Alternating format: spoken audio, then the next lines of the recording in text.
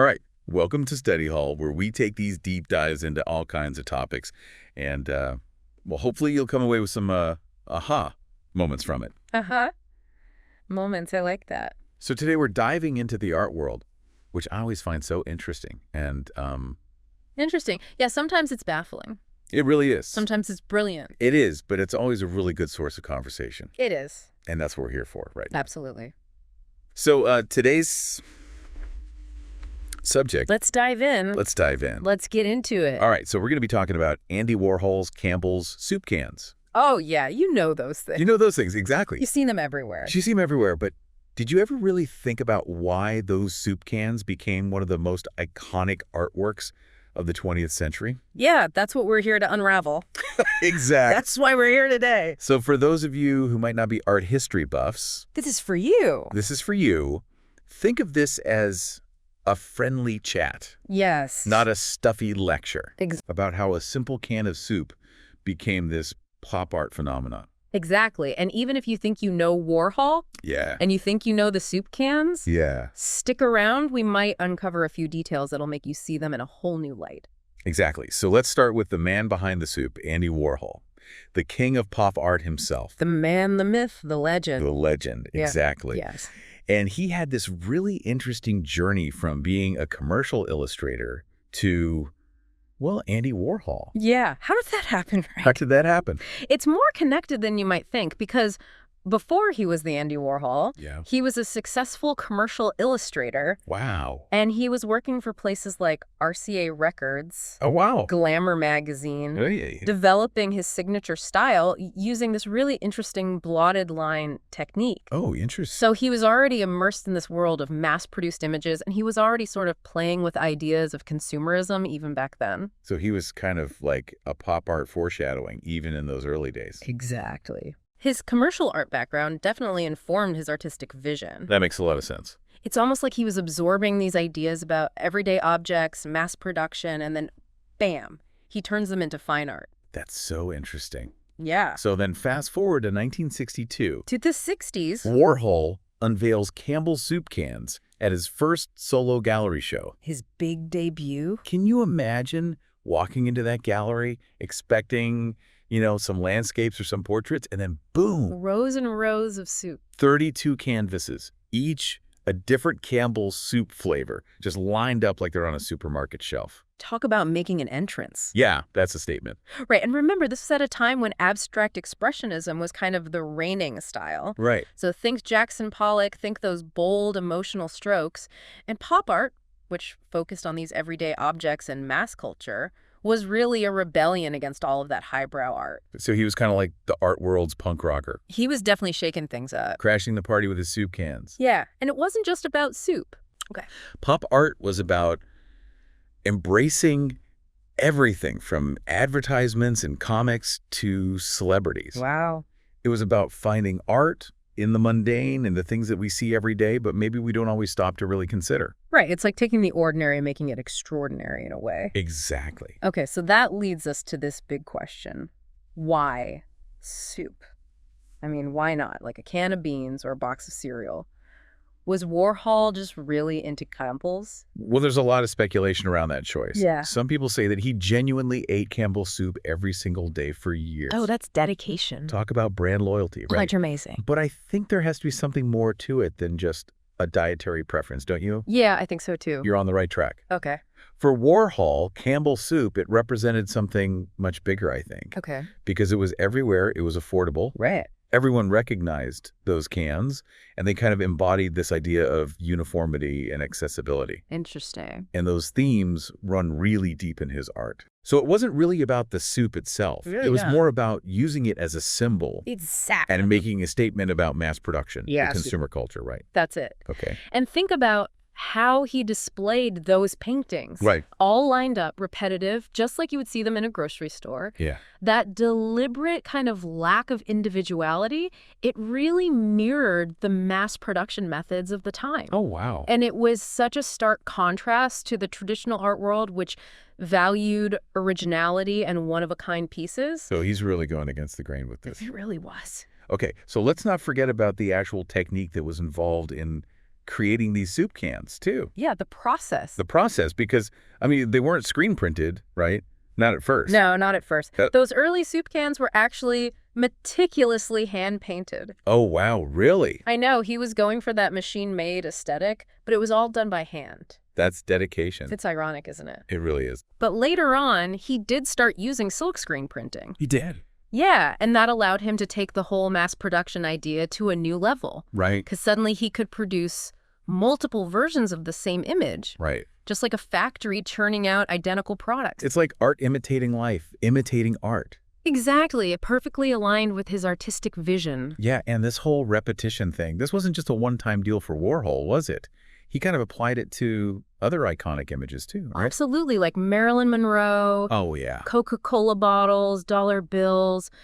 He was taking all these icons of pop culture and reproducing them over and over and over again. Wow. And it was this exploration of celebrity, consumerism, the power of images. Right. And he even took it beyond painting. Yeah. He ventured into filmmaking, and he created this legendary studio called The Factory. Art Factory, yeah. Which became this amazing hub for artists, musicians, all sorts of creative minds. So, back to the soup cans. Was everyone immediately on board with this whole concept? I can't imagine the art world was just universally thrilled. Oh, let's just say the art world was divided. Yeah. Some people saw it as brilliant, Okay. groundbreaking commentary on modern life. Interesting. But others, they thought it was a joke. Yeah. You know, a publicity stunt, an insult to real art. You know, it's always so funny to me, the classic reactions like, my kid could paint that. Exactly right. People questioned his talent. They questioned his originality because they were so accustomed to that emotional depth of abstract expressionism. Yeah. And then Warhol comes along with his mass-produced imagery, this cool detachment, and his soup cans. Soup cans. It was total disruption. Okay, so we've got a rebellious artist, a controversial artwork, and a very bewildered art world. Yeah, where do we go from here? That's the big question. What happens next in this story? It's kind of like if you walked into a gallery in 1962 expecting to see, you know, beautiful landscapes or portraits, something you imagine in a fancy museum, and instead you're just confronted with rows and rows of soup cans. Yeah, I can only imagine what people's reactions would have been. Oh, it was total shock to the system. Yeah. Some people were intrigued. They saw it as a really fresh and new way of looking at art. But plenty of other people just dismissed it outright, thought it was a joke, a cheap publicity stunt, maybe even an insult to what they considered real art. It's funny how those initial reactions can be so strong. But how did those reactions change over time? When did Campbell's soup can start to be recognized as the masterpiece that it is today? I think it's important to remember that Campbell's soup cans wasn't created in a vacuum. Right. It emerged alongside this whole rise of pop art as a movement. Yeah. And that movement was really turning the traditional art world on its head. It really was. So as pop art started to gain more traction, started to resonate with more people, Warhol's work kind of naturally rose along with it. It's like the art world needed to catch its breath. Almost reevaluate what art could be before it could truly appreciate what Warhol was doing. Yeah, I think that's a really interesting thought. Yeah. Maybe people needed time to adjust to this really radical shift in perspective. Yeah. And as they became more familiar with pop art's ideas, they started to see the brilliance in Warhol's concept. Okay. You know, how he was holding up this mirror to society and making us confront these realities of consumerism, mass media, the overwhelming power of brands in our daily lives. And in a way, isn't that a testament to Warhol's vision? Like, he was so ahead of his time. He was tapping into something that would become even more relevant in the decades to come. Oh, without a doubt. He was a visionary. Yeah. He was anticipating how art, advertising, and pop culture would all continue to intertwine. It's really fascinating to consider how his work might be interpreted in our current digital age, you know? Do you think social media has amplified the themes that he was exploring? I mean, it's almost like he predicted our Instagram-obsessed world in a way. Yeah. Where everyone's curating their online image and brands are just constantly vying for our attention. It's a strange thought, but maybe Warhol would have thrived in today's world. I think he would have. He was so in tune with this power of image and the idea of mass-produced fame. He would have been all over social media. Oh, I know. Imagine him with an Instagram account. Wouldn't that be something? Okay, back to the art itself. Campbell's soup cans isn't just tucked away in some private collection, right? Yeah. Where can people actually see this iconic work today? Oh, it's definitely not hidden away. Okay. It's made quite a journey from the grocery aisle to the museum wall. That it has. You can actually find it at the Museum of Modern Art, No. MoMA, one of the most prestigious art institutions in the world. From soup aisle to museum walls, what a trajectory. It really is, and I think it's a testament to how Warhol's work has been embraced by the art world and how it's become a part of our collective cultural consciousness. Yeah, so beyond just the art world, how do you think Campbell's soup cans has influenced the way we see the world around us? I mean, it's more than just a painting hanging in a museum, isn't it? It goes much deeper than that, I think. Yeah. Warhol's work made us much more aware of the power of branding and imagery. Okay. And it forces us to kind of think critically about consumer culture, Yeah. about our relationship with these products and the messages that they're sending. Right. It's almost like he's encouraging us to find art in the everyday, you know? Right. To look beyond the surface and see the meaning behind these objects that surround us. Like he did with the soup cans. He did it with celebrities. Yeah. He did with Coca-Cola bottles, even dollar bills. Exactly. He took these icons of American culture and just transformed them into art. That's right. And by doing that, he was blurring these lines between high art and popular culture. Right. And making art more accessible and relatable to a wider audience. Yeah. Remember that quote he's so famous for about Coca-Cola, you know, how even the president drinks the same Coke as everyone else? Yeah. That idea is so central to his work, I think. Yeah, it's like he was saying that in a way we're all connected by these everyday objects and experiences. Like he was challenging this idea of art being elitist or exclusive. Yeah. It's for everyone, even people who maybe don't have an art history degree or a super deep understanding of the techniques. He was democratizing art, he was bringing it down to earth, Yeah. and he was making it relevant to everyday people, which was kind of a radical idea at the time. He really was. And it's something that we're still grappling with today. Yeah, so we've talked about the controversy, we've talked about the evolution of how people saw it, Yeah. we've talked about the legacy. It's the impact. But at the end of the day, what's the real meaning behind Campbell's soup cans? Is there one definitive answer? That's the beauty of it, I think. Right. There isn't one single answer, one definitive meaning. Okay. Warhol was intentionally ambiguous, leaving his work open to interpretation. So is it a critique of consumerism? Is it a celebration of American pop culture? Or maybe both at the same time? It could be any of those things, or it could be something completely different. Yeah. It all depends on your own perspective, your own personal experiences, your relationship with the imagery he's using. Yeah. I think that's what makes it so endlessly fascinating Yeah. and endlessly debatable. It's like one of those optical illusions where you see something different depending on how you look at it. Exactly. It's a dynamic artwork that really invites viewers to engage with it on their own terms. Okay. So we've established there's no easy answers here. But I think we've had some aha moments during this deep dive. Yeah. It's like we've seen those soup cans a million times, but now we're seeing them in a whole new light. That's the power of art. It really is. It makes us question our assumptions and see the world with fresh eyes and even challenge our own beliefs. And sometimes it even leads us down a rabbit hole of fascinating questions about art and culture and the world around us. Oh, absolutely. Speaking of which, I'm curious to hear your thoughts on this. Okay. You know, Warhol was exploring this tension between mass production and individual identity. Right. So on the one hand, you have these rows of identical soup cans representing that uniformity of mass production. Yeah. But on the other hand, Warhol himself was this unique and eccentric personality. It's like he was both a product of and a rebel against that mass-produced world. Exactly. He embraced the visual language of mass production, but he also used those same elements to create something unique, something that kind of went beyond the ordinary. Yeah, he was constantly playing with that tension between conformity and individuality. Right. And in a world that's becoming increasingly homogenized, you know, he's asking, how do we retain our own unique sense of self? And it's a question that feels more relevant than ever. It really does. Yeah. And he was also known for saying, I want to be a machine. Yeah. What do you think he meant by that? It was a very provocative statement, for sure. It was. I think he was fascinated by the idea of removing that personal touch, Okay. of embracing that mechanical precision of mass production. But of course, there's always this layer of irony with Warhol. Right. It's like he couldn't escape his own humanity even as he was exploring those depersonalizing aspects of modern life. Exactly. And I think that's what makes his work so captivating, Yeah. so thought-provoking. Yeah. You know, it's full of contradictions as these layers of meaning that are constantly shifting and evolving. Circling back to Campbell's soup cans, it's almost like looking at those simple cans through a kaleidoscope. Yeah. What appears to be this straightforward image reveals all these layers of meaning when you really consider the context, the technique, Warhol's intentions. Yeah, it's not just about soup. It's about consumerism, American culture, artistic identity, the very definition of art itself. It's a multifaceted exploration of modern life, and it's that refusal to be easily categorized. I think that's what makes Warhol's work so enduring. Okay, so what does this all mean for us?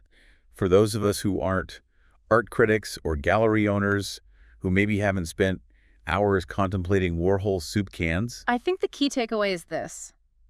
Art is everywhere. Okay. It's not just confined to museums or galleries. Right. It's in the products we buy, the brands we wear, the images we consume every day. Yeah. It's all around us, just waiting to be noticed and questioned. It's like Warhol's legacy is about challenging the status quo, about pushing boundaries, and just making us rethink the world we live in. It's about seeing the extraordinary in the ordinary, finding beauty in these unexpected places, and understanding that art can really come from anywhere, even a can of soup. So next time you're at the grocery store, take a moment to really look at those shelves, those colorful packages, those perfectly arranged products. You might just find a little bit of Warhol winking back at you. And who knows, maybe it will inspire you to create something of your own. That's a great point. Right. But before we all rush out to buy a case of Campbell's soup and declare ourselves artists, Okay. let's take a moment to gather our thoughts. Right. And when we come back, we'll wrap things up and leave you with a final, thought-provoking question to ponder. And we're back, diving right back into our exploration of Andy Warhol's Campbell's soup cans. It's amazing how much there is to unpack, right? Yeah. You see it, and at first glance, it seems like a simple image. Yeah, it seems pretty straightforward, right? It is deceptively simple. It is. So much going on beneath the surface. Yeah. Kind of like one of those optical illusions where you have to really focus to see the hidden image. Right. The more you look at Warhol's work, the more you think about it, the more you discover. It's true. It's not passive viewing, that's for sure. No. You have to really engage with it. Yeah. Think about it. Maybe even argue with it a little bit. So we talked about how Campbell's soup cans really reflects that consumer culture of the 1960s. But how do you think its meaning shifts in our current world? Right. With social media, hyper-consumerism, instant gratification. Right. Does it still hold up today? That's a really great question. Yeah. And I think Warhol himself would have loved to ponder that. I bet. I mean, can you imagine him with a smartphone, scrolling through Instagram? By irony. The irony would be incredible. It would be amazing. So yeah, does the work become even more relevant in our current context? Does it take on new layers of meaning? Or does it somehow lose its impact now that we're constantly bombarded with all these images and brands? Right. I mean, I really do think it becomes more relevant. Yeah. Because now more than ever, we're drowning in images and brands. It's true. We curate our online personas. Yeah. We consume and display products as part of our identity. Right. And we're constantly striving for that perfect Instagrammable life. Oh. It's almost like Warhol's prediction about everybody being famous for 15 minutes has come true on a massive scale. Right. And it's not even just 15 minutes anymore. It's not just 15 minutes anymore. It's it's never ending. It's this constant cycle. Yeah, it's like that prediction has just evolved along with technology. Yeah. It's 15 minutes of fame just repeated endlessly. Exactly. And because of that, I think Campbell's soup cans feels even more potent. Yeah. As this commentary on the influence of images, the allure of brands, and the way our culture is becoming increasingly homogenized. Right. I mean, it's fascinating to think that something created over half a century ago can still feel so relevant, so sharp, so now. It really is. It's like the work is constantly evolving, taking on new meanings as the world around it changes. Yeah, for sure. So where does that leave us? What's the final takeaway, the parting thought you want to leave our listeners with? I think the most important thing is this. Oh, okay. Don't be afraid to question everything. Okay. Question what you see, question what you think you know. Yeah. Question what you're told is art. Right. Warhol, he certainly didn't play by the rules. He didn't. And look what he achieved. Exactly. He challenged conventions, pushed boundaries, created art that made people think. Yeah. Which is something we can all strive to do, whether we consider ourselves artists or not. Exactly. It's about approaching the world with curiosity. Yeah.